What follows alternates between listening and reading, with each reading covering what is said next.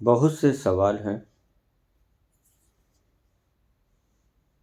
मतलब एक ही निकलता है। बहुत सी स्त्रियों के सवाल हैं और पुरुषों के सवाल हैं। बाबा मोनोपाज की अवस्था में स्त्रियां क्या करें, बड़ी उलझन में हैं। पीरियड्स के दौरान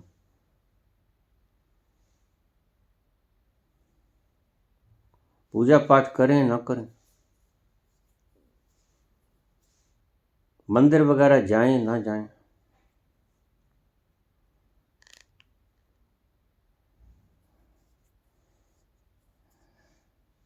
पुरुषों के सवाल है। स्वपन दोष हो जाता है, वीरपात हो जाता है, इस तरह के और भी सवाल हैं। करीब 2000 सवाल इसी तरह के।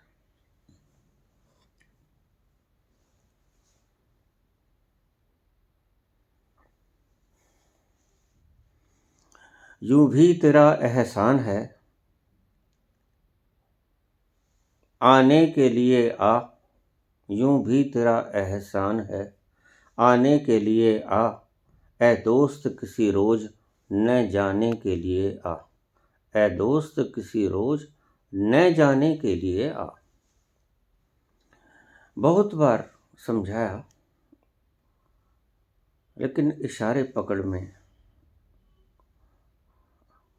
आए नहीं लगते। बड़े शांति से समझाता हूँ, धैर्यपूर्वक समझाता हूँ। कुछ लोग तो मुझे सुनते सुनते बंद कर देते हैं। समझाने के लिए आराम से बोलता हूँ और कोई कारण नहीं। आपको समझ में आ जाए इसीलिए वैक्यूम छोड़ता हूं बीच में। वो वैक्यूम बड़ा कीमती है। उस वैक्यूम में मेरा बोला हुआ शब्द आपके अंतस को पार कर जाता है। लगातार बोलता रहूंगा, हृदय में नहीं उतरेगा, मैं जानता हूं। मनोविज्ञान का गहरे से गहरा सूत्र है, बोलने के भीतर वैक्यूम छोड़ो, स्पेस दे दो।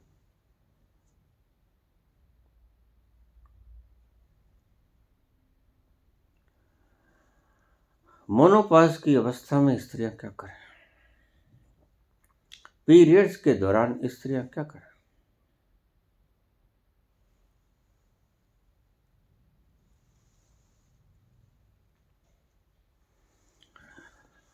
अगर संत कहते हैं, रमन, गुरजेफ, लाओत्से से, या कोई संत कहते हैं,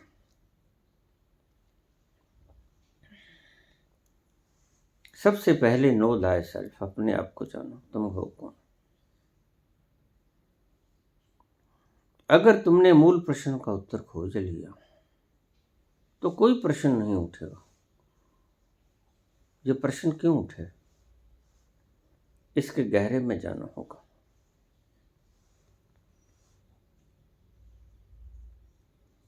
अगर महावीर कहते हैं कि अपरिग्रह जोड़ो मत, तो एक बात आप भूल जाते हो कि महावीर कुछ कहना चाहते हैं आपको। वो अपरिग्रह नहीं,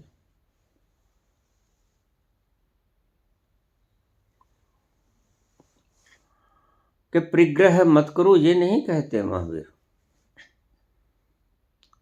क्योंकि आप जिस तल से समझ सकते हो उसी की बात समझोगे। अपरिग्रह कहेंगे संत, और आप धन का परिग्रह करना बंद कर दोगे। धन का परिग्रह बंद कर दोगे, शास्त्रों का परिग्रह शुरू कर दोगे, शब्दों का परिग्रह शुरू कर देंगे, गीता पढ़ने लग जाएंगे। ऐस धम्मो सनातनो अप्पा दीपो भव। ताओ को पढ़ना शुरू कर देंगे, किसी धर्म शास्त्र को परिग्रह करना शुरू कर देंगे। अपरिग्रह अगर कहते हैं बुद्ध, महावीर, पातंजलि, तो उनका भीतरी सूत्र एक है जिसे आप पकड़ नहीं पाते। वो कहते लोभ मत करो, और लोभ क्यों ना करो इसका कारण है क्योंकि तुम जो हो उसमें तुम कितना ही कोशिश कर लो, उसमें और जोड़ा नहीं जा सकता। तुम परिपूर्ण हो। लोभ करके तुम जोड़ोगे, कहां जुड़ पाएगा? उतने ही रहोगे तुम, न घटोगे न बढ़ोगे।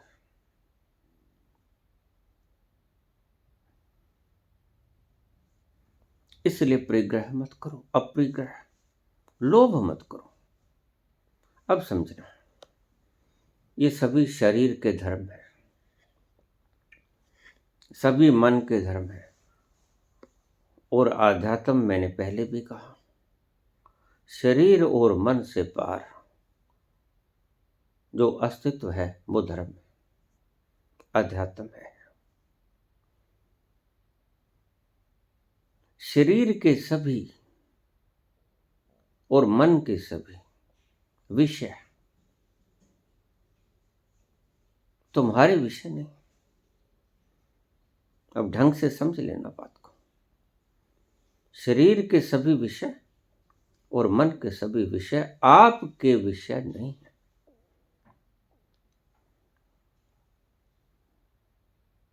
ये तो शुक्र करो, हमारे धर्मांध लोगों ने आपको मल मूत्र विसर्जन का कोई नियम नहीं बना रखा, अन्यथा तुम इसमें भी उलझ जाते। देखिए, पीरियड्स आना तुम्हारे वश में नहीं, और स्वप्न दोष होना भी तुम्हारे वश में नहीं। तुम तो बड़ा लंगोट कस के रखते हो और बड़ा डर डर के जीवन को जीते हो। वैसे मैं इसे जीवन नहीं कहता, ये एक भगोड़ापन है। लंगोट बांध लेना,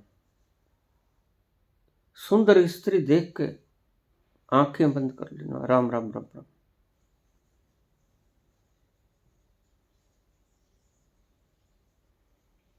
एक कृष्ण भक्त हुआ करते थे, ब्रह्मचर्य का पालन करते थे। किसी स्त्री को देख लेते, स्त्री को देखते ही मुंह छिपा लेते, राधे राधे राधे राधे राधे। मैंने कहा, रे वास्तव जिस राधा का तुम नाम लेते हो वो इस स्त्री से कहीं अधिक खूबसूरत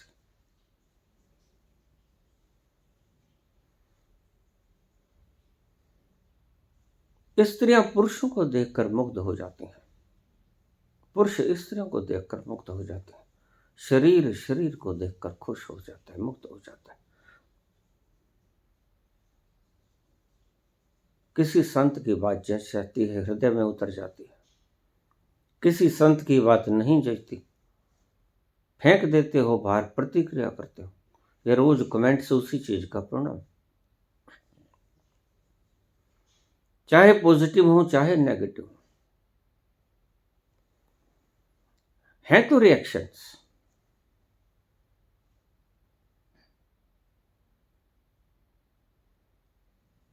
शरीर का धर्म है भूख प्यास, सर्दी गर्मी, दुख सुख। शरीर की कितनी क्रियाएं, मलमूत्र विसर्जन, और स्त्रियों को जो पीरियड्स आता है वह नेचुरल है, शरीर का धर्म है। और इसलिए मैं कहता हूं कि शुक्र करो कि तुम्हारे नियम बनाने वाले लोग इतने पागल तो नहीं थे कि तुम्हारे मल मूत्र पर प्रतिबंध लगा देते कि जो ब्रह्म मुहूर्त में उठकर मल मूत्र का विसर्जन करेगा उसे परमात्मा मिल जाएगा, अन्यथा परमात्मा कभी मिल ही ना पाएगा। बड़े शशोपंज में पढ़ते आप। अब स्त्रियां पीरियड्स के दौरान भगवान की जोत बत्ती न करें, हनुमान चालीसा न पढ़े, सुंदरकांड का पाठ न करें,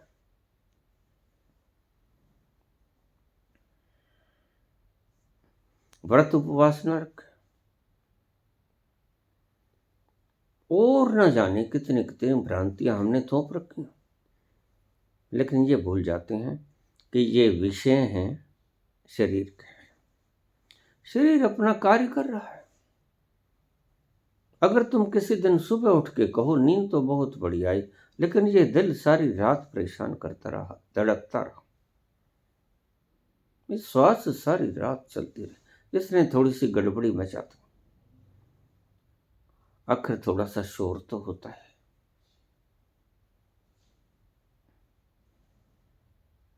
धड़कनों से भी इबादत में खलल पड़ती है।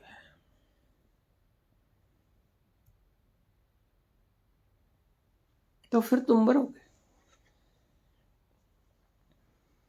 शरीर की क्रियाएं, मन की क्रियाएं, क्रोध आया, मन की क्रिया है, ये शरीर की नहीं। लोभ आया, मन,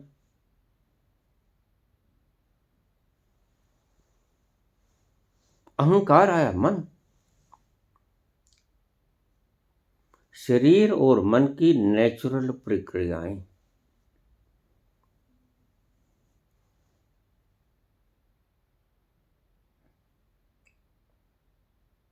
तुम्हारा गंतव्य नहीं है। You can not stop it and you need not to stop it. तुम इसे बंद भी नहीं कर सकते और तुम्हें इसे बंद करने की जरूरत भी नहीं है। शरीर और मन की सभी क्रियाओं को यथावत होने दें।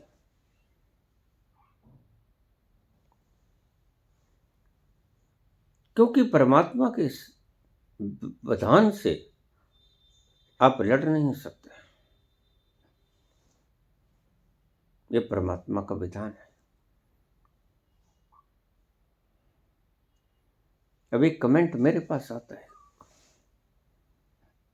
साधक का, बाबा मुझे 20-25 बार पेशाब आता है। तो आने दो, शरीर को आता है, तुम क्यों घबरा रहे हो? और फिर ये कहते हैं कि मुझे जल्दी से परमात्मा को चाहिए। अब ये दो बातें कैसे होंगी? थोड़ा अमल करो ना। शरीर को खांसी आती है, तुम क्यों परेशान हो? मन को क्रोध आता है, तुम क्यों परेशान हो? शरीर काम से, मन काम से ग्रसित होता है, तुम क्यों परेशान होते हो? मन लोभ से भरता है, मन अहंकार से भरता है, तुम क्यों परेशान होते हो?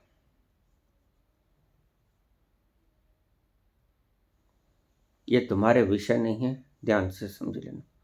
इनका कोई मतलब ही नहीं।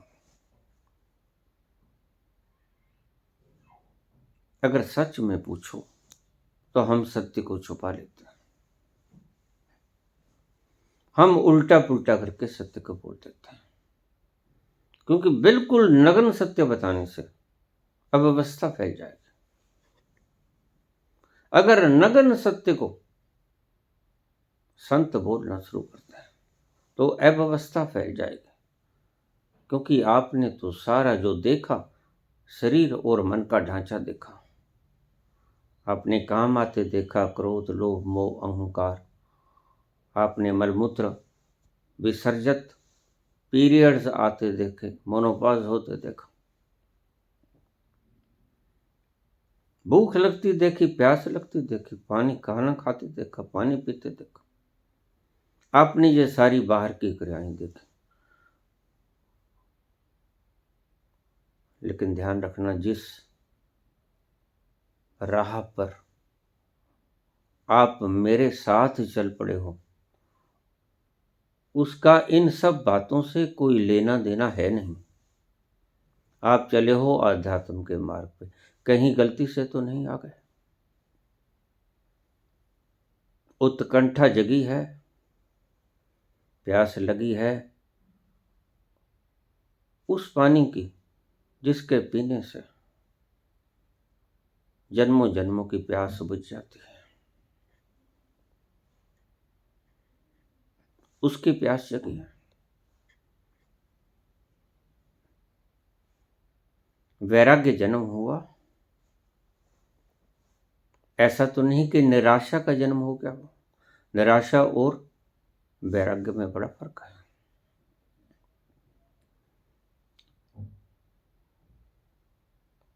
निराशा है कि कुछ पाना नहीं चाहते थे, कुछ पाना चाहते थे, मिला नहीं। निराशा ये बालू से तेल निचोड़ना चाहते थे, निकला नहीं। संसार में आनंद पाना चाहते थे, मिला नहीं, है भी नहीं। इसलिए आप निराश हो जाते हो। जज बनने की इच्छा थी, बने नहीं।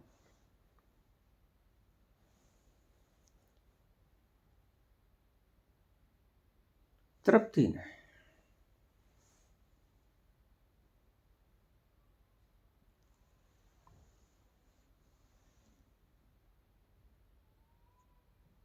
शरीर की और मन की सारी अवस्थाएं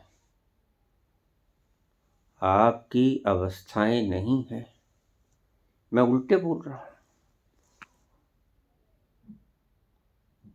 कृष्ण जिस तल से बोल रहे हैं, मैं उससे बिल्कुल उल्टे तल से बोल रहा हूं। कृष्ण तो बहुत बोल गए, कहां परिवर्तन आया? उल्टे तल से बोल के देखें, आपको शायद समझ में आ जाए। यद्यपि बात कृष्ण भी वही कहते हैं, नैनम छिदन्ति शस्त्राणि। वो ऊपर से बात शुरू करते हैं और फिर लेके जाते हैं आत्मा। तुम कौन हो?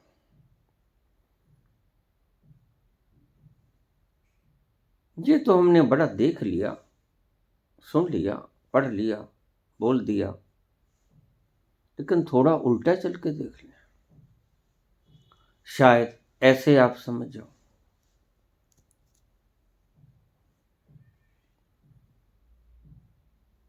शरीर की क्रियाएं, मन की क्रियाएं, सारी दुनिया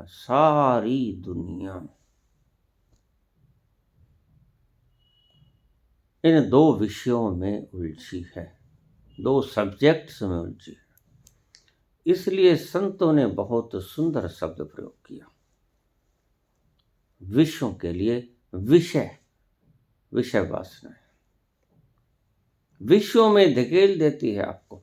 और विश्व शब्द, विषय शब्द विश्व से बना है, जहर।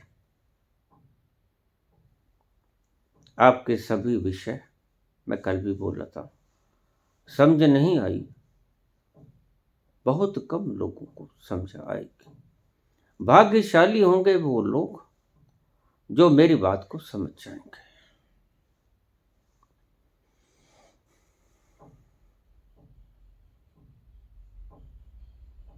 शरीर और मन के विषय विष के समान है, जहरीले हैं, और तुम विषयों से पार, निर्विषय, विषातीत हो। तुम किसी विषय का पाबंद नहीं, किसी विषय में आते नहीं, तुम विषयों से पार हो।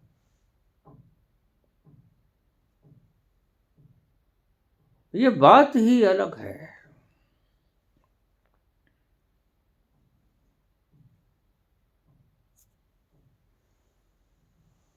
तुम पूछते हो सदा सवाल, मैं जवाब देता हूं।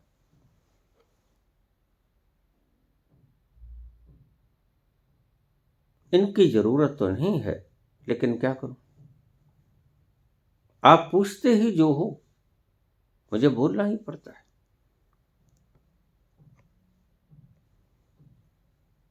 अगर जनक पूछे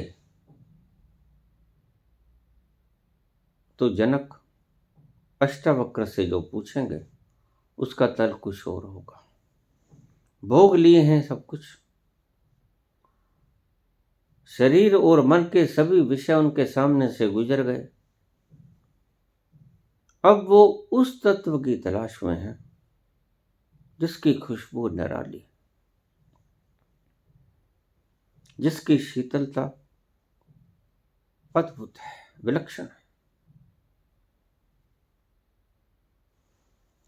दो शब्द होते हैं, एक होश, एक बेहोशी। तो आप दोनों के अर्थ बड़े आसानी से समझ जाओगे। बेहोशी यानी मूर्छा, होश यानी अवेयर। लेकिन एक शब्द तीसरा भी है, उस शब्द का शायद किसी ने अर्थ आपको समझाया ना।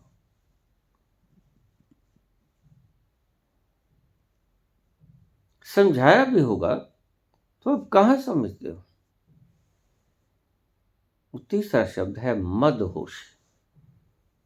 अभी शब्द को आप सुना बहुत बार होगा, मदहोश हो गया, लेकिन इसका अर्थ आप नहीं जानते। अर्थ की गहराई में आप उतरे नहीं, मदहोशी होती क्या, खुमारी। आपको भी कभी कभी मदहोशी आई होगी, पल दो पल के लिए कभी आ जाती होगी, प्रत्येक को आती, पता नहीं चलता, बात अलग है। लेकिन पास से एक शीतल झोंका निकल जाता है, वो याद रहता है। प्रेम के लम्हों में यही मदहोशी होती है, प्रार्थना के लम्हों में यही मदहोशी होती है। अगर प्रार्थना सही हो तो समर्पण के वक्त यही मदहोशी होती है। अगर समर्पण सही हो तो एक एक शब्द को ध्यान से समझा। मदहोशी का अर्थ है होश भी है और शराब जैसा होश है। अगर शराब ही होती निरोल तो आप बेहोश हो जाते। शराब पी के कभी व्यक्ति होश में हुआ है? लोग सोने के लिए शराब पीते हैं, शराब पी लेते हैं, खाना खा लेते हैं, सो जाते हैं।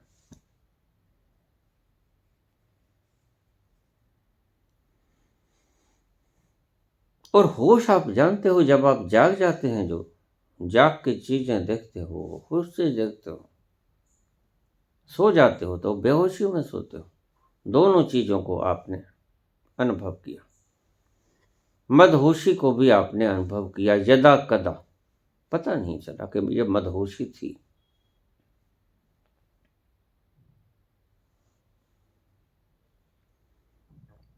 मदहोशी शब्द बड़ा प्यारा है, और मदहोशी शब्द परमात्मा का सूचक है। परमात्मा मदहोश है।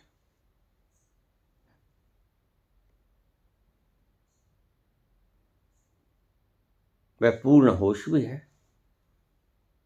और पूर्ण मद में भी है, पूर्ण मस्ती से युक्त भी है,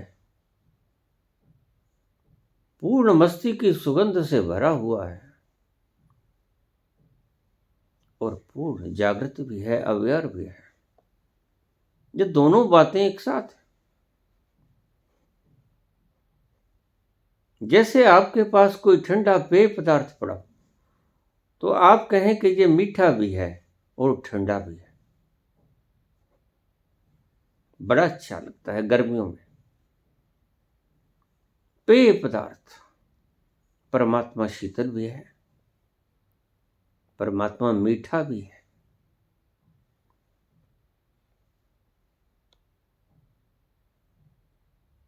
परमात्मा परम होश भी है, परम चेतना भी है, और परमात्मा परम मद भी है, नशा भी बहुत है।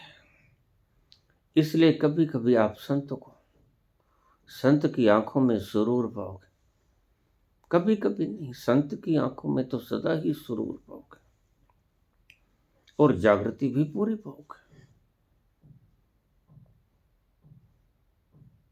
पूर्ण जागृति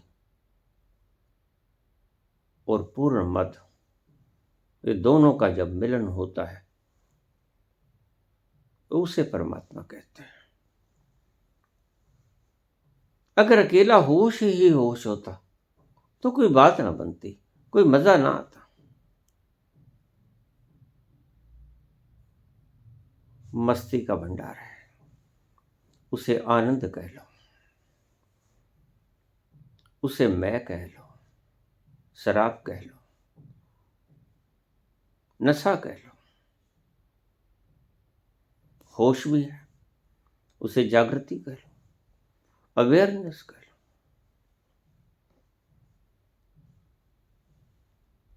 शरीर की सभी प्रक्रियाएं, विकार, काम, क्रोध, लोभ, मोह, अहंकार, मद, मत्सर,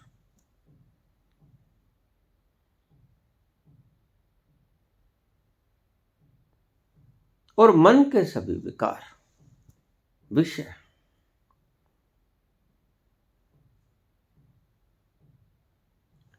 ये सभी भीतर हार्मोन्स का पैदा होना और बहुत बहुत चीजों की क्रियाओं का लगातार चलना निरंतर,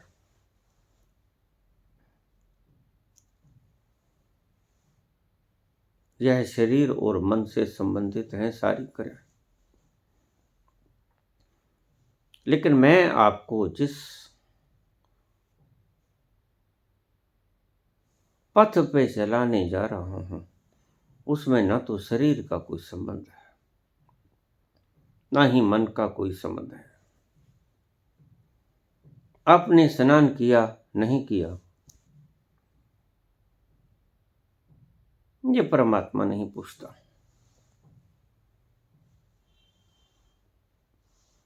इसलिए हमारे हिंदुस्तान में अघोर विद्या सबसे सुंदर विद्या कही गई। इसको शरीर का भी भान नहीं। रामकृष्ण पड़े रहते हैं 15-15 दिन तक, कोई भान नहीं रहता, क्या खाना है, नहाना है, वस्त्र बदलने नहीं। इतनी मस्ती है, इतनी मस्ती है।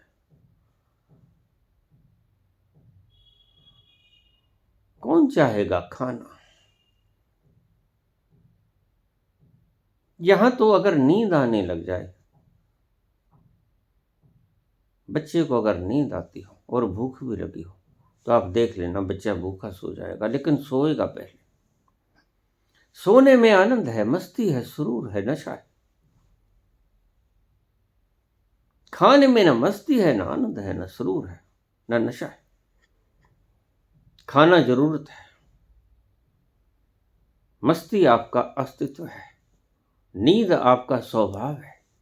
खाना आपका स्वभाव नहीं है, खाना आपकी जरूरत है। तो स्वभाव भारी पड़ेगा जरूरत से, तो बच्चा सो जाएगा। अगर एक साथ बच्चे को भूख भी लगी है और नींद भी आ रही, आपको भी ऐसा ही होगा। अगर आपको नींद बड़े जोर से आ रही है तो आप खाना एक तरफ रख दोगे, ठहर जाओ, नींद आ रही है, फिर कहूंगा।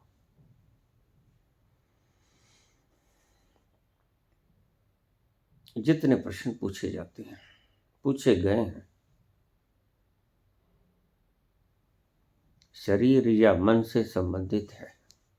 और मैं जो आपको समझाने चला हूं, जो कृष्ण आपको समझाते हैं, कबीर, नानक आपको समझाते हैं, वो बात किसी और लोक की है, वो किसी और देश की है। वो इस देश की नहीं है, वो परदेश की है। चल हंसा उस देश, ये देश तुम्हारा नहीं।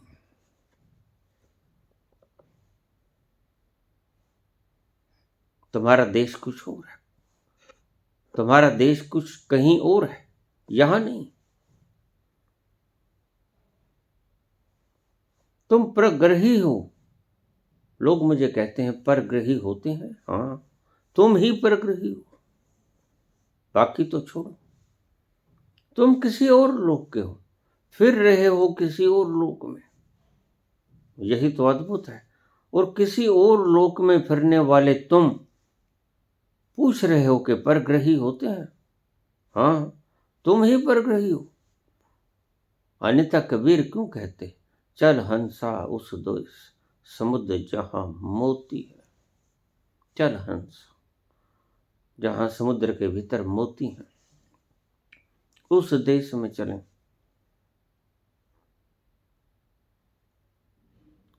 यहां देश फीका है, यहां आपका मन लग कैसे जाता है। हैरानी की बात तो यह है।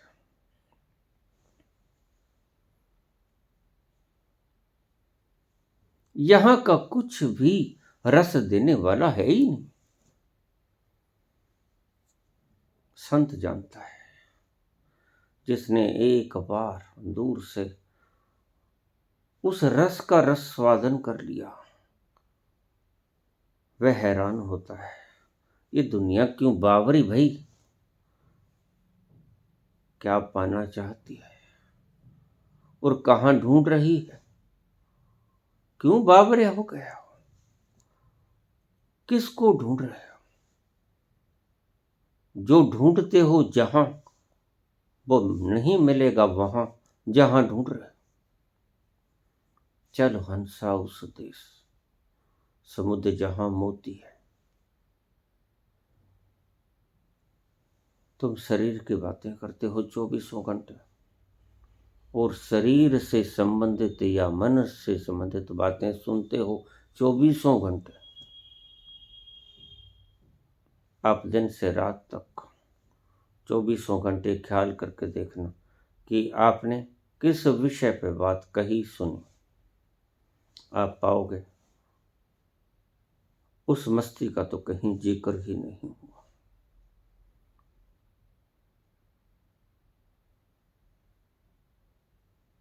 उस मस्ती का जिक्र तुम करते ही नहीं। शरीर की बात करोगे, मन की बात करोगे।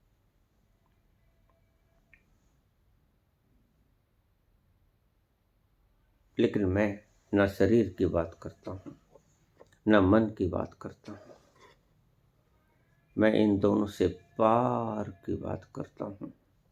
मैं उस देश की बात करता हूं, मैं उस कस्तूरी की बात करता हूं जो मृग को वनों में न मिलेगी।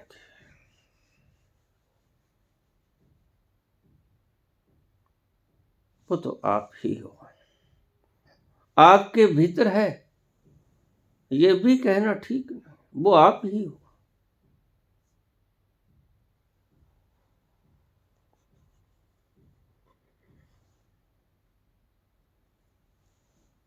शरीर की बहुत सी मान्यताएं मूढ़ मान्यता है।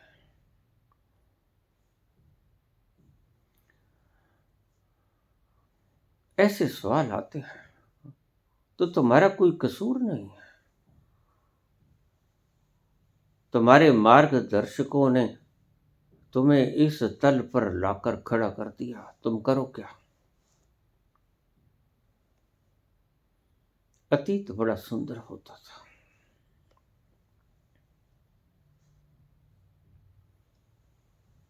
अतीत के वक्त सुविधाएं कम होती थी, लेकिन जिस अवस्था में आप हो, जहां आप हो, आप जानते नहीं वहां सुविधाओं की कोई जरूरत नहीं। अगर सच में बोलूं तो आपको समझ लेना बात, आपको किसी सुविधा की जरूरत नहीं। आप परम सम्राट हो। ये बात जुदा है कि तुम्हारी मान्यताएं आपको भिखारी बना दिए हैं, अब इसका क्या किया जाए?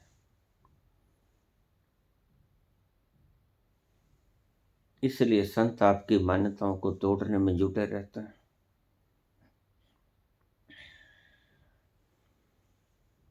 और आप अपनी मान्यताओं को तोड़ने के बजाय उन्हें दंडित करने में लग जाते हो, जिससे अमृतत्व का पाठ सीखा जाता था, जा सकता था,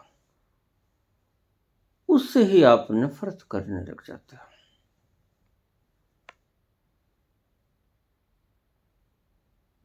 कोई एक बिरला कभी उस तत्व को छू कर आता है, उस तत्व में बैठता है दिन भर रात, और वो भीतर की खबर आपको देता है, लेकिन आपको जचती नहीं। ये कैसा हो सकता है? बहुत से लोग मुझे कह देते हैं, मैं और परमात्मा, मैं तो बहुत पापी हूं, मैं तो बहुत नीच हूं। तो मैं कहता हूं, तुम नहीं बोल रहे हो, तुम्हारे मार्गदर्शक बोल रहे हैं। तुम नहीं बोल रहे हो, तुम्हारे मार्गदर्शकों ने तुम्हें समझाया ही ये है। जो तुम हो वो तुम जानते नहीं, और जो तुम नहीं हो उसके साथ ही चिपके बैठे हो। यही विडंबना है, इसे ही अज्ञान कहते हैं। यही इल्यूजन है, यही मिसअंडरस्टैंडिंग है। गलती हो जाती है, आप हो कुछ और, बन जाते हो कुछ और। गलत फहमियों के कारण शरीर आप होने, तो शरीर की संरचनाओं में बाधा बनने बंद करो। पहली बात, स्त्री हो या पुरुष हो, आपको नहीं पता अभी कि आपका जो स्वभाव है, आप जो हो वास्तव में, वो ना स्त्री हो ना पुरुष हो, इन दोनों से पार हो।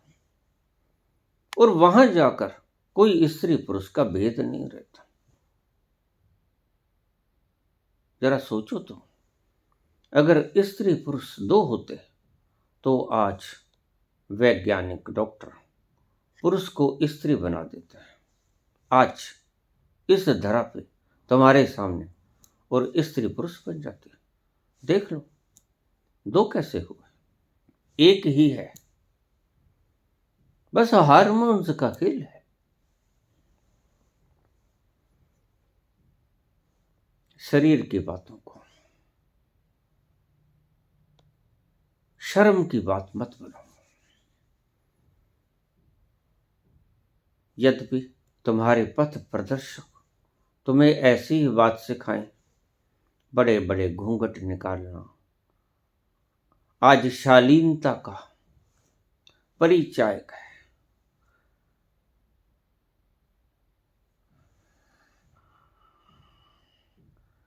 ये बुर्का, ये घूंघट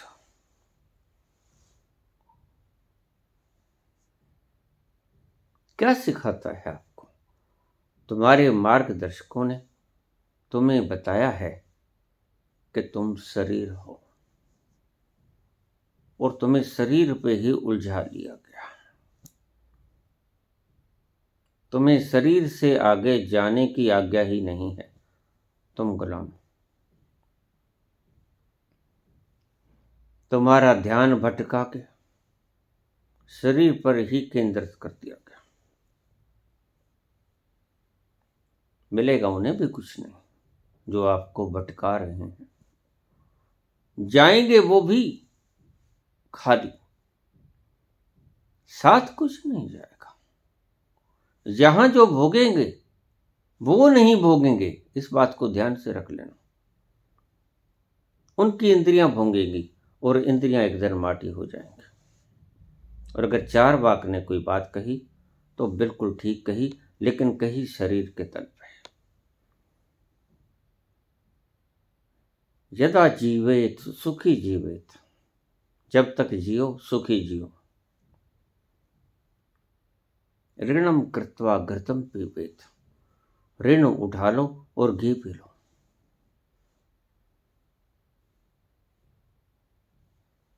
भस्म भूतस्य देहस्य, जब ये देह भस्म में तब्दील हो जाएगी। भस्मीभूतस्य देहस्य पुनर्आगमनम कुरु कुतः। जब कोई व्यक्ति जिसने आपको कर्ज दिया या कर्ज लिया वह भस्म ही हो जाएगा तो कौन मांगेगा, किससे मांगेगा? कभी किसी व्यक्ति को जो चला गया, पुनर्आगमन कुतः, उसको फिर वापस आते देखा है? कभी। जो चला गया वो चेहरा कभी आया नहीं आया। तो ठीक बोलते हैं चार्वाक, लेकिन शरीर के तल से बोलते हैं। और अगर सिगमंड फ्रॉयड कहते हैं कि ऐसा कौन सा पिता है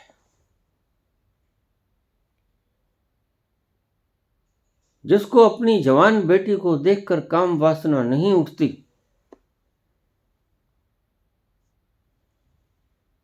और ऐसी कौन सी स्त्री है, लड़की है, जो अपना घर वाला मेरे पिता जैसा हो ये इच्छा नहीं करती?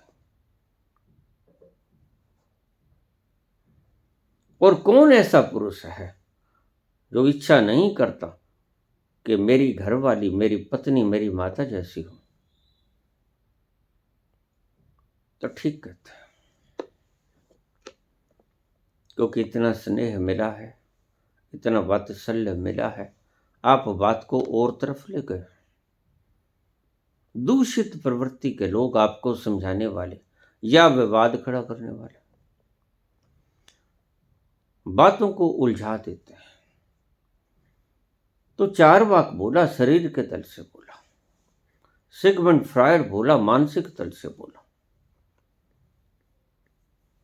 लेकिन जिस तल से मैं बोलता हूं वो ना तो मनुष्य का है ना शरीर का है।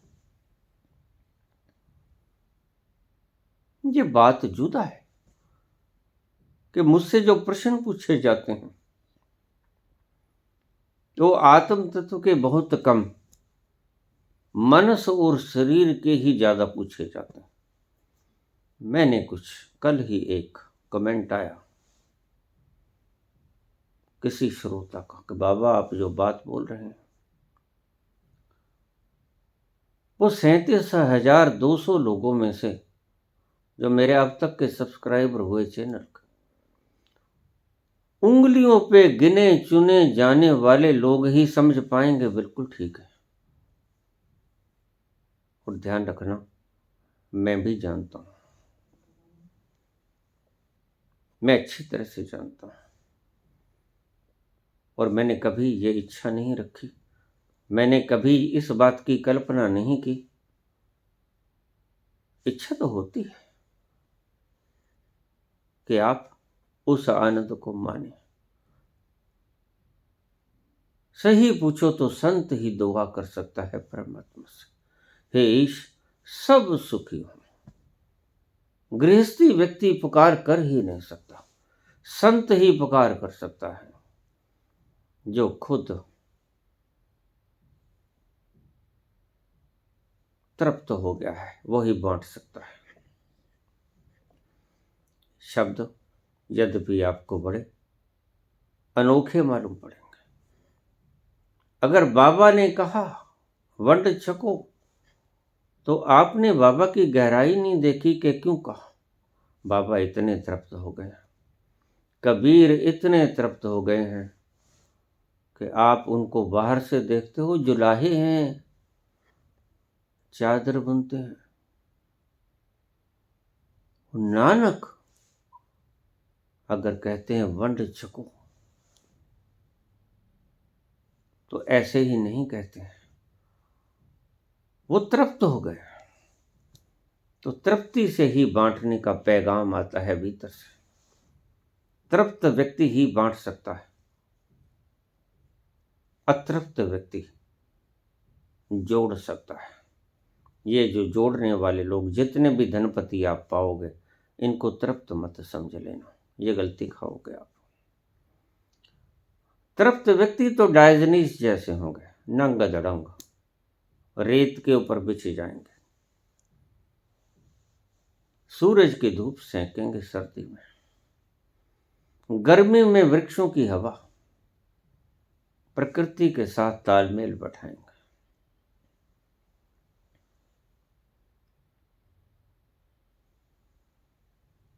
सिगमंड फ्रॉयड जो बात कहता है, ठीक कहता है,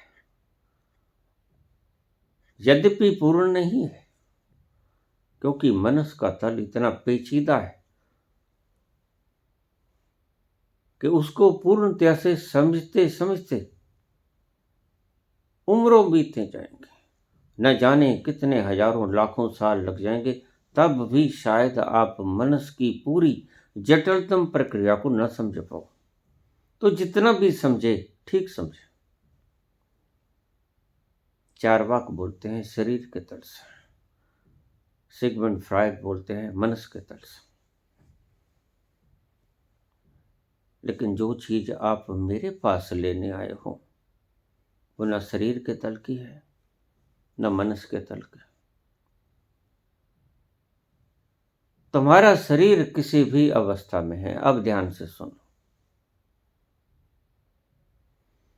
तुम्हारा शरीर किसी भी अवस्था से गुजर रहा है, तुम्हारा मनस किसी भी अवस्था से गुजर रहा है।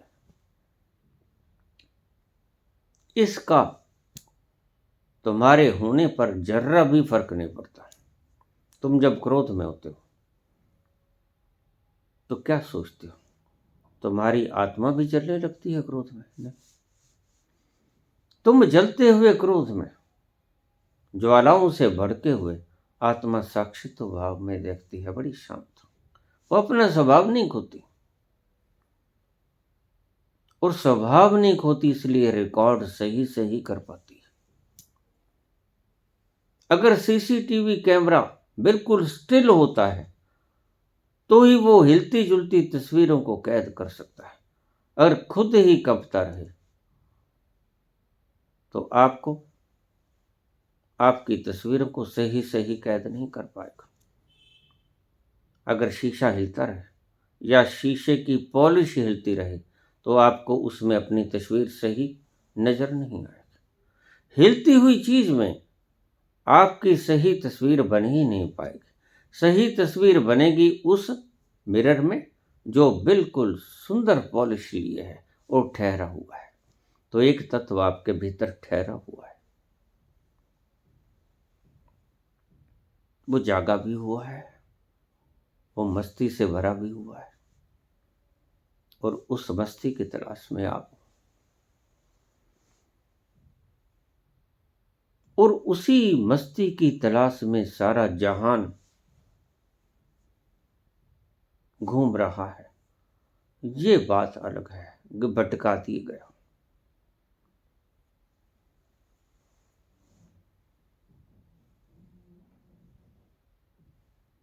आप किसी गुरु से पूछते हो, दुखी हूं। गुरु जानता है दुखी क्यों, लेकिन बात यहां खत्म नहीं होती। आप कहते हो कि मैं पीड़ित हूं, मानसिक रूप से अस्त व्यस्त हूं,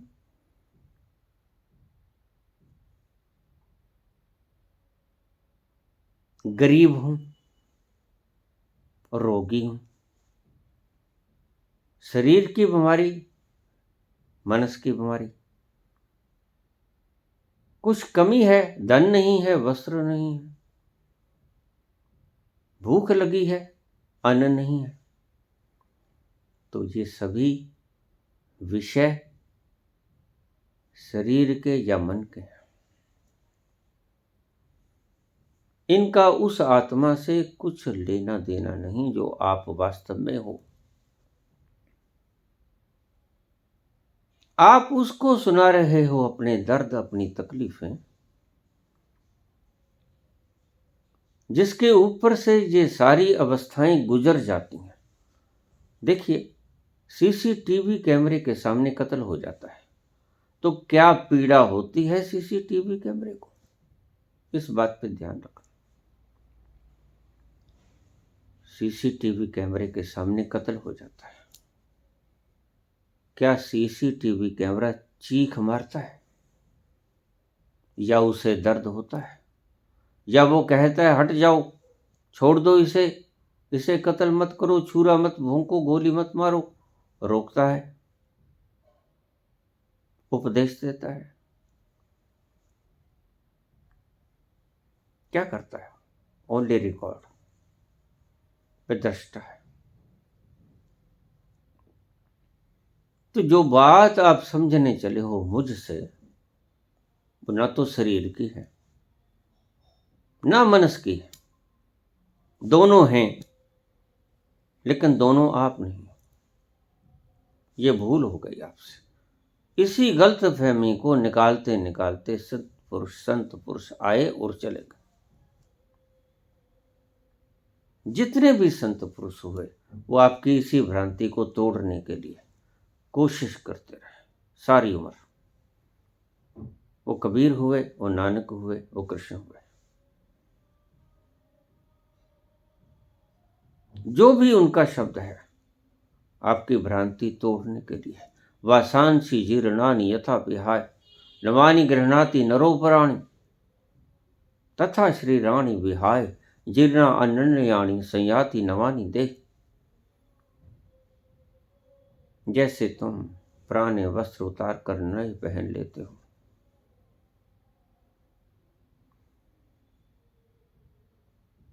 इसी तरह आत्मा पुराने वस्त्रों का त्याग करके, शरीर का त्याग करके नया शरीर ग्रहण कर लेते हैं। बस ये उसके लिए घर है।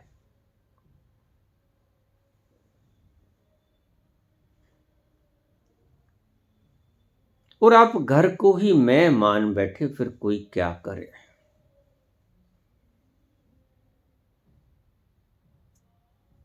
आप मनोरोगी हो, सही पूछिए जाए तो।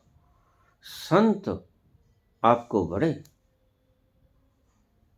विषमयकारी भाव से देखता रहे, यद्यपि वो भी किसी वक्त इसी पोजीशन में था, लेकिन आज आपकी दशा को देखकर उसे बड़ा विस्मय होता है, हैरानी होती है। अरे ये बात क्या कर रहा है?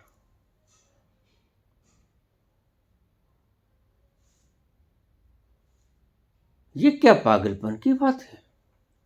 मैं बीमार हूं, भला ये बीमार हो सकता है? मुझे बड़ी पीड़ा हो रही है, भला इसको कोई पीड़ा हो सकती?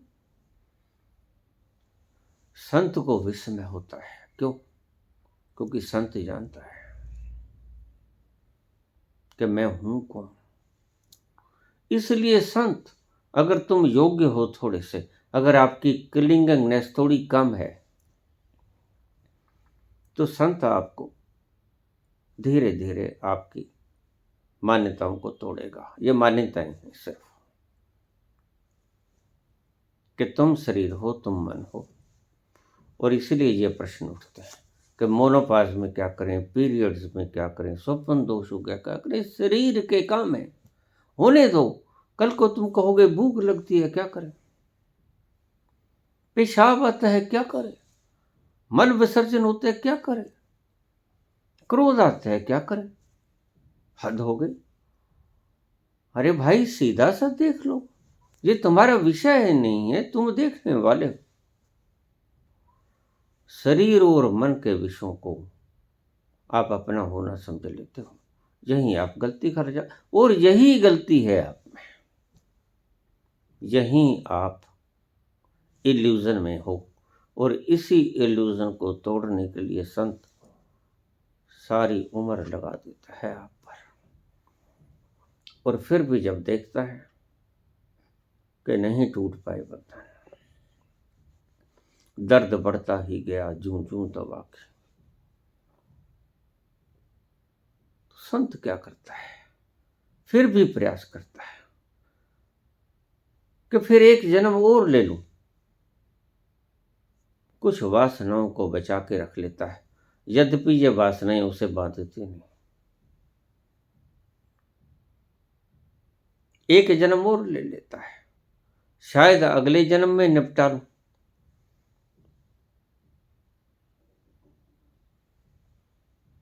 महात्मा बुद्ध आज इसी फिराक में 2500 वर्ष तक जन्म नहीं लिए हैं। उचित गर्भ की तलाश, उचित घर की तलाश।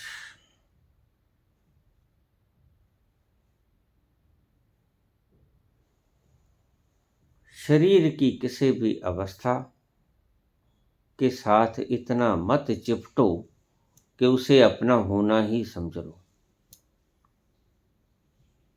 मनस की अवस्था से इतना मत चिपटो कि उसे अपना होना ही समझ लो, और ऐसा तुम कर रहे हो।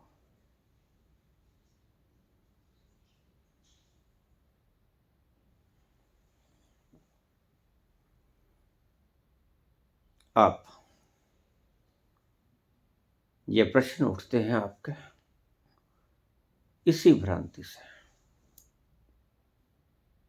मैं शरीर हूं, मैं मन हूं।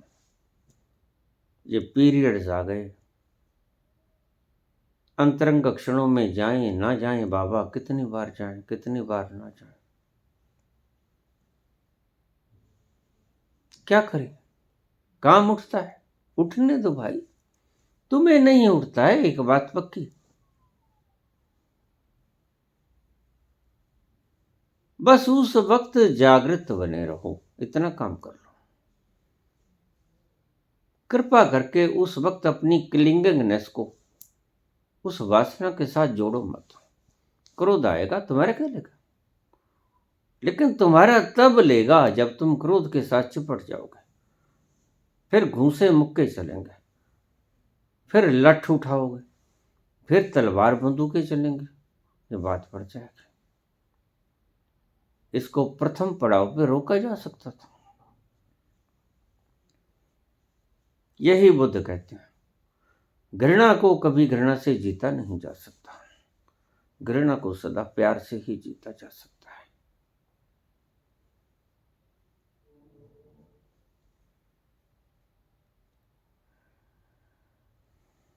शरीर की कोई भी अवस्था, तुम्हें कुछ भी हो रहा है। अब मेरे पास कुछ महीने पहले डॉक्टर राजकुमारी सचदेवा का मैंने जिक्र किया था।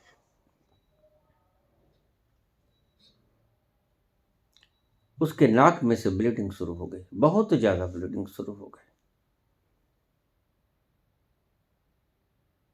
सारे फर्श खून से, और बंद ही नहीं हो रही थी। और खुद ईएनटी स्पेशलिस्ट, सारे प्रयास कर लिए, सभी डॉक्टरों से पूछ लिया, ब्लीडिंग नहीं रुकी। मैंने आज तक उसकी शक्ल नहीं देखी, मैं तो भीतर बैठा हूं 10 वर्षों से, लेकिन कांटेक्ट में हूं आपके। वो कांटेक्ट चाहे भीतर से हो, क्योंकि हम भीतर से सभी एक हैं। मैंने बहुत बार समझाया, बस अभी तो आप समझ लो सिर्फ कि हम भीतर से एक हैं। यूनिवर्स एक है, एक ओंकार। तो हम सभी एक हैं भीतर से, हम सभी भाई बहन हैं भीतर से।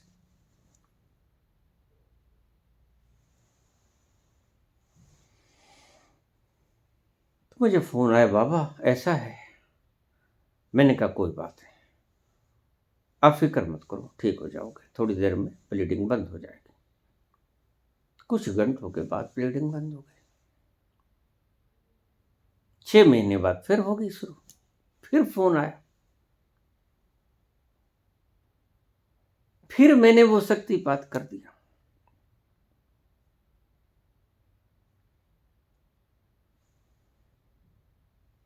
लेकिन इसका मतलब ये नहीं है, मैं जानता हूं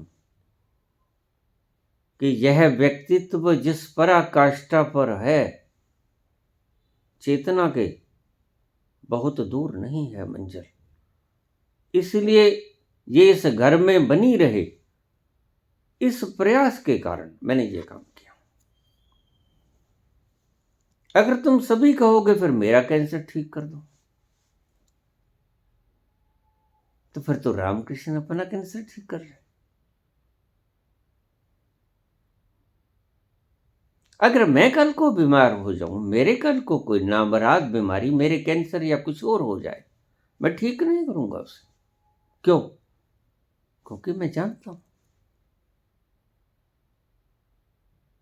जिसको कैंसर हुआ मैं नहीं हूं। ये मेरा घर है, खराब हो गया छोड़ दो, वैसे भी क्या करना है, सब करना पूरा हुआ। अब तो जाना है, उस देश में जाना है जहां पक्का निवास है।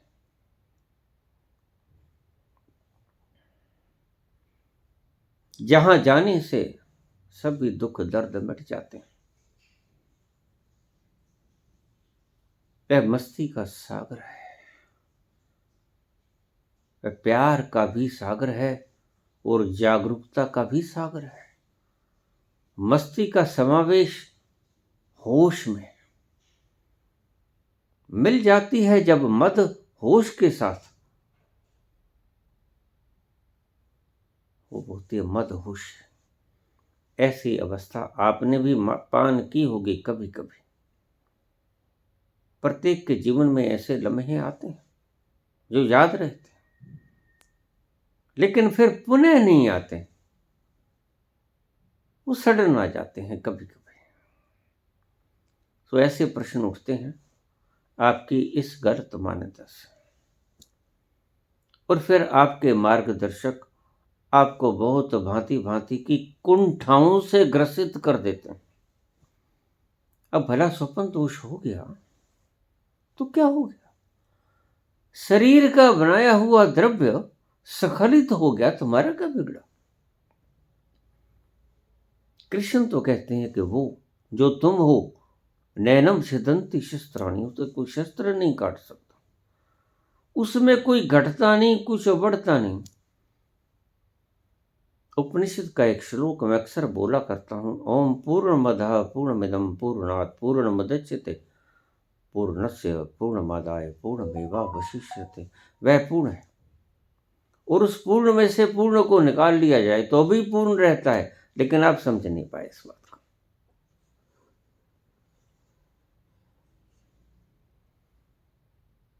बड़ा अजूबा सवाल है। वह पूर्ण है, उस पूर्ण में से पूर्ण को भी निकाल लिया जाए, वह पूर्ण ही बचता है। उलझन भरा सवाल है, ये कभी हल नहीं होगा। ये समझाने की कोशिश है कि ईश्वर तुम्हारे गणित से परे है। वह दूर से दूर है, वह पास से पास है। बड़े अद्भुत वाक्य है उपनिषद के। इसका अर्थ क्या है? वो एक है। वह दूर से दूर है, वह पास से पास है। ऐसी कौन सी चीज है जो दूर से दूर भी होती है और जो पास से पास भी होती है? जरा ख्याल करो। बस एक ही चीज जो सर्वव्यापक है, वो पास के पास भी होगा और दूर से दूर भी होगा। ठीक है ना? जो सर्वव्यापक होगा, सभी जगह होगा और एक होगा, वह पास के पास भी होगा और दूर से दूर भी होगा। वह सर्वव्यापक है। तो समझाने की चेष्टा थी, लेकिन शब्द सीमित हैं, शब्द क्षुद्र हैं, छोटे हैं, पूरे नहीं पड़ते, विराट उसमें समा नहीं सकता। सो ऐसे प्रश्न उठते हैं, स्वाभाविक है, क्योंकि प्रश्न आपकी होंद से उठेंगे। आप जो हो, आप इस वक्त शरीर हो, आप इस वक्त मन हो। आपके मन के विरुद्ध कोई बात कह दे, झटका लगेगा। आपके शरीर के विरुद्ध कोई बात कह दे, झटका लगेगा। यद्यपि शरीर तुम हो नहीं। मन तुम हो नहीं, लेकिन क्योंकि इस वक्त हो इसलिए तुम रिएक्शन करोगे। बुद्ध रिएक्शन क्यों नहीं करते? बुद्ध के ऊपर थूक जाते हैं लोग, बुद्ध को गालियां निकालते हैं, बुद्ध को नास्तिक बताते हैं, बेइज्जती करते हैं, क्योंकि वो जानते हैं कि जिसके ऊपर थूका गया वह मिट्टी का ढेला है। मिट्टी के ढेले ने मिट्टी के ढेले पर थूक दिया, किसका क्या बिगड़ा और किसको क्या मिला? ना किसी का कुछ बिगड़ा, ना किसी को कुछ मिला। वो बखूबी जानते हैं, इसलिए प्रतिक्रिया नहीं करते। अगर तुम प्रतिक्रिया नहीं करते, ध्यान रखना, तुम्हारी प्रतिक्रिया में और बुद्ध की प्रतिक्रिया में जमीन आसमान का फर्क है। तुम प्रतिक्रिया नहीं करते सिर्फ तुम्हारी 10 कमेंडमेंट्स के कारण। धर्मों ने तुम्हें समझा दिया है, डू नॉट रिएक्ट, इसलिए तुम प्रतिक्रिया नहीं करते। धर्मों ने समझा दिया है तोते की तरह, प्रतिक्रिया मत करो। गुस्सा तो बहुत आता है, हैं? मेरे ऊपर थूक दिया, भीतर ही भीतर प्रतिक्रिया करते हो, बाहर नहीं करते, लेकिन प्रतिक्रिया तो होती है। बुद्ध के भीतर प्रतिक्रिया ही नहीं होती, करेंगे क्या खाक? बस यही फर्क है तुम में और बुद्ध में। बुद्ध के ऊपर जब कोई थूक जाता है तो वह जानते हैं मिट्टी के ढेले पर मिट्टी का ढेला थूक गया, इसलिए प्रतिक्रिया उत्पन्न ही नहीं होती। वो ऐसा नहीं है कि प्रतिक्रिया उत्पन्न होती है और दमन कर लेते हैं, नहीं, ये तो तुम करते हो। तुम्हारे ऊपर कोई थूक जाए, कोई गाली निकाल दे, कोई तुम्हारी बेइज्जती कर दे, तो तुम्हारे भीतर प्रतिक्रिया होगी, लेकिन तुम्हारे मार्गदर्शकों के कारण तुम उस प्रतिक्रिया को दबा दोगे। लेकिन ध्यान रखना, ये दबाई हुई प्रतिक्रिया निकलेगी किसी वक्त भड़ास के रूप में। ये बात अलग है कि उस व्यक्ति के ऊपर जबर जोर वाला व्यक्ति है, ना निकले। देखिए, बॉस कुछ कह देता है आपको दफ्तर में, कोई ग्राहक कुछ कह देता है आपको, आप उसके अंडर काम कर रहे हो, आप उसके किसी आभार से युक्त हो, उसके सामने प्रतिक्रिया नहीं करते, लेकिन प्रतिक्रिया भीतर उपजती है। उसको लेकर घर पे आ जाते हो, घर पर आ जाते हो, पत्नी या पति के ऊपर निकालते हो ना। और अगर उन पर भी नहीं निकलता तो बच्चों पर, ना समझ बच्चों पर, मासूम बच्चों पर निकाल देते हो। ये जो क्रूअल पेरेंट्स होते हैं ऐसे ही नहीं आते हैं, ये प्रतिक्रियाएं हैं जो भीतर दमन कर दी गई हैं, दबा दिए गए हैं। ऐन वक्त पर बुद्धि कहते ना ना ना ना ना, यहां नहीं। हमारी पंजाबी में कहावत है कि गुस्सा, सबसे सियाना गुस्सा है अपने से कमजोर पे आता है, अपने से शक्तिशाली पे कभी नहीं आता गुस्सा, अपने से कमजोर पे आता है, इसलिए बड़ा सियाना है गुस्सा। तो गुस्सा बड़ा सियाना है, बॉस पे नहीं निकल सकता, ग्राहक पे नहीं निकल सकता, क्योंकि वो तो आपका अन्नदाता है। तो निकलेगा किस पे? निकलेगा मासूमों पे, अबला पे, मासूमों पे, स्त्री पे निकलेगा। स्त्री बच्चे को पीट देगी, निकलेगा। निकला क्यों? पैदा हुआ। बुद्ध के भीतर निकलता ही नहीं, क्योंकि पैदा ही नहीं होता। ये फर्क है आपके भीतर और बुद्ध के भीतर। आपके भीतर चीजें पैदा तो होती हैं, निकलती हैं, दमन कर लेते हो, और फिर गलत वक्त पर मासूमों पे निकलती हैं, निरपराधों पे निकलती हैं। लेकिन लीक जरूर होता है, जो वाष्प बनती है प्रेशर कुकर में, वह रिलीज होती है, कहीं और हो जाती है, बात और है, काम भी पैदा होता है। लेकिन आपके ऋषियों ने आपको सिखाया है कि नहीं नहीं, ऐसा नहीं, ऐसा नंगा नाच नहीं करना है, फिर मुश्किल खड़ी होगी।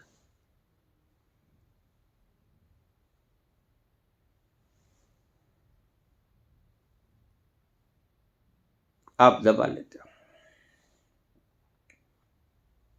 और कोई ढंग ही नहीं होता, आप पहरेदार बन के खड़े होते हो। वो बेचारा फिर क्या करे? जब आप सोते हो तो आपको स्वप्न दोष हो जाता है, निकल जाता है। अब क्या करोगे? अब तो पहरे पे कोई है ही नहीं, कोई लठ मार बैठा नहीं। दिन में तो आप लठ मार बैठे थे, आप रोकते रहे। लेकिन बड़ा होशियार है प्रकृति, बड़ी होशियार है। प्रकृति तो अपना काम करेगी। जो क्रोध पैदा हुआ, दबा लिया, निकलेगा। जो काम पैदा हुआ, दबा लिया, निकलेगा। लेकिन मैं आपको वो विद्या सिखा रहा हूं जिससे क्रोध पैदा ही ना हो। मैं दमन करना नहीं सिखाता, मैं आपको वो विद्या सिखा रहा हूं जिससे आपके भीतर काम जन्मे ही ना। तो कैथारसिस कैसे होगा? अभी एक संस्था चली, मुझे इनवाइट किया गया, ये एटॉमिक बम, एटॉमिक अस्त्र शस्त्र के विरुद्ध यूनिवर्सल मास्टर्स इकट्ठे करें, उनकी ये ऐसी भावना है, शुभ है भावना। लेकिन मैंने कहा मैं आपका साथ न दे सकूंगा। कारण कारण आप ऊपर कहते हो कि आप मत बनाओ, लेकिन वो तो पागल है। पुतिन जैसा पागल आपकी बातों को समझेगा कैसे? वह तो अपनी शक्ति दिखाने पर आमादा है। और आगे जेलेंस्की भी कौन सा भला मानस है, दोनों बराबर, एक ही थैली के चट्टे-बट्टे। नहीं तो उसके पांव पकड़ ले। अरे भाई, मेरी निरपराध जनता को क्यों मारते हो? मुझे मारो, बात खत्म हो गई। लेकिन दोनों ही मूड है, क्या करे कोई? तो मैंने कहा ये क्रोध पैदा ही ना हो जो इस नौबत पे ले आए कि एटम बम बनाना पड़े दूसरों को डराने के लिए। ऐसी स्थिति क्रिएट करो अपने अंतस की।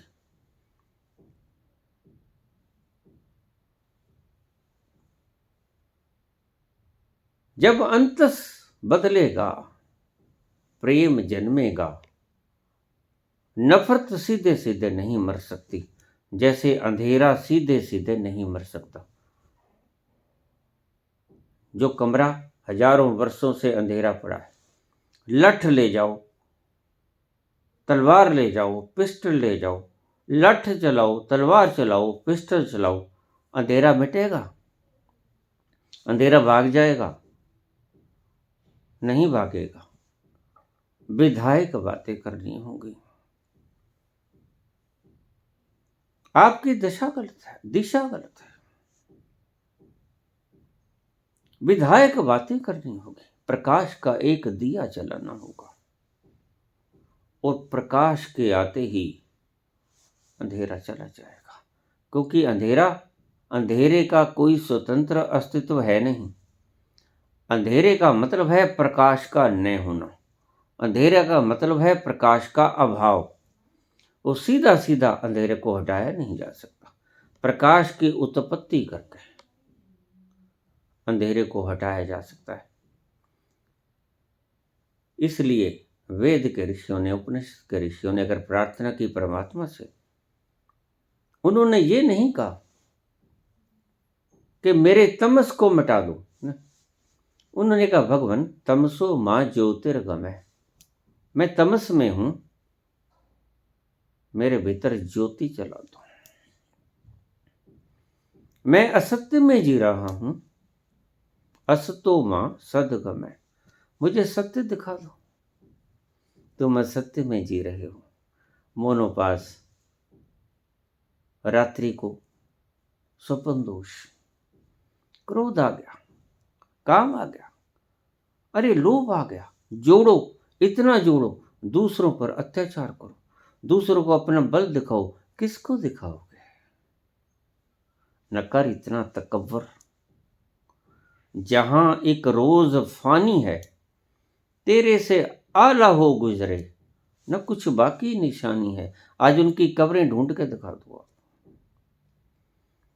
जो लोग अपने होने पर, जो अमर होना चाहते थे, अपना दबदबा कायम रखना चाहते थे, उनकी कब्र, सिकंदर की 8 कब्रें,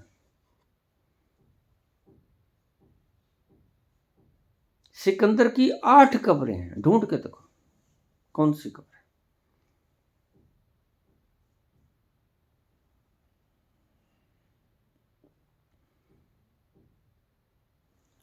अंधेरे को सीधा सीधा नहीं भगा सकते, प्रेम की ज्योति जलाओ। ज्योत से ज्योत जलाते चलो, प्रेम की गंगा बहाते चलो, प्रेम पैदा करो, नफरत खत्म हो जाएगी। नफरत को सीधे सीधे खत्म नहीं किया जा सकता, ये बात ध्यान में रखना। यही बात बुद्ध ने कही, आप कहां समझे? आप जब विश्व गुरु थे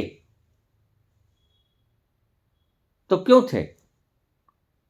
बुद्ध ने कहा घृणा को घृणा से नहीं जीता जा सकता भाई, घृणा को प्यार से ही जीता जा सकता है। अंधेरे को लठ मार मार कर नहीं भगाया जा सकता, अंधेरे को प्रकाश प्रज्वलित करके ही भगाया जा सकता है। तो प्रेम की गंगा जलाओ। कौन मूर्ख ये समझने के बाद कि उसके मुकाबले मैं कुछ भी नहीं, मैं नाचीज, मैं हूं ही नहीं, इतना विराट अस्तित्व और मेरी औकात क्या है? तो प्रेम फैलाओ, नफरत को मत मिटाओ। तुम सभी नफरत मिटाने के लिए चले आओ।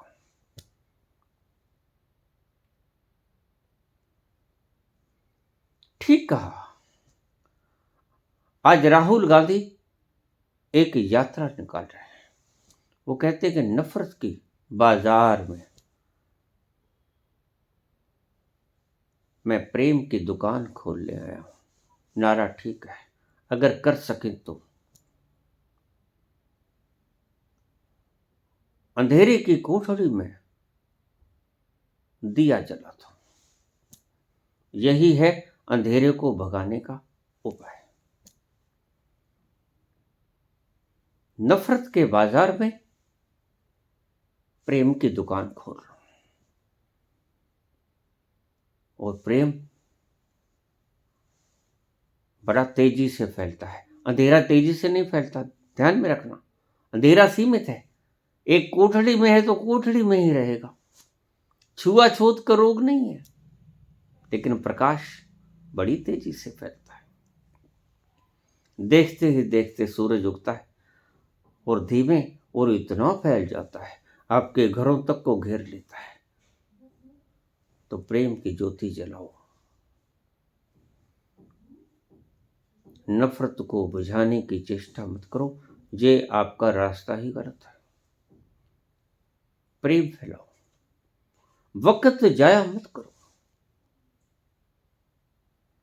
ऐसे तुम कभी भी नहीं जीत पाओगे, देख लेना। प्रेम के दीपक जलाओ, खुशी फैलेगी, अंधेरा मिटेगा प्रेम के दीपक जलाने से। ये अंधकार में हैं जो लोग आज परमाणु बम बना रहे हैं, इनका अंधेरा लठ मार कर नहीं, पिस्टल मार कर नहीं, तलवारबाजी करके नहीं, कितनी चलाओ आप अंधेरी कोठड़ी में, अंधेरा नहीं भागेगा। बस एक ही फार्मूला है, बल्ब जगा दो, दिया जला दो, भाग जाएगा।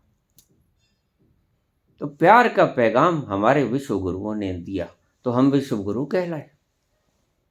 आज भी उसी प्रेम की जरूरत है, सदा से प्रेम की जरूरत रही, सबको प्रेम की जरूरत रही है। वसुधैव कुटुंबकम, यह प्रेम की ही तो रीति है। सारा संसार एक कुटुंब की भांति रहे, प्रेम पूर्वक रहे। गलत मान्यताओं को समाप्त करो। इस प्रश्न उठते हैं गलत फहमी के कारण, जानबूझकर नहीं उठाते हो। जो आपके मार्गदर्शकों ने आपको व्याख्याएं गलत दे दी हैं और वो आपने आरोपित कर दी हैं।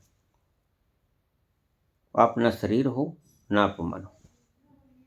शरीर की सभी वस्तु विषय वस्तुएं आपके नहीं हैं। मनस की सभी वस्तु विषय आपके नहीं। आप तक कोई भी चिंगारी नहीं पहुंचती, आप तक कोई भी दुख नहीं पहुंचता, आप तक कोई भी दर्द नहीं पहुंचता, कोई खुशी भी नहीं पहुंचती, आप तक कुछ भी नहीं पहुंचता। सब कुछ आपसे दूर छिटक के रह जाता है, आप तक पहुंच ही नहीं पाता जो आप हैं। उस तत्व को जानने का प्रयास ही मैं कर रहा हूं कि आपको कैसे उसका आभास करा दूं, कैसे आपको सतोरी की झलक दिखा दूं कि आपको पता चल जाए कि आप हो कौन। कुछ लोगों को सतोरी की झलकें मिली हैं। मुझे रोज प्रश्न आते हैं, बाबा ये प्रवचन करना छोड़ो।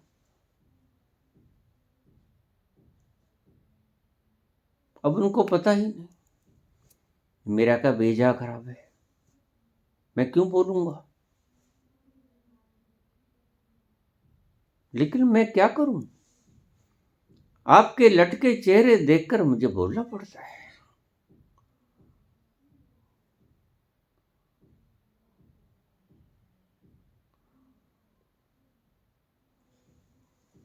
आपकी मान्यताएं गलत हैं। मान्यताओं को मिटाओ, मूल मुद्दे को मिटाओ, जड़ काटो। जड़ क्या है? जड़ है इल्यूजन, जड़ है गलत मान्यता।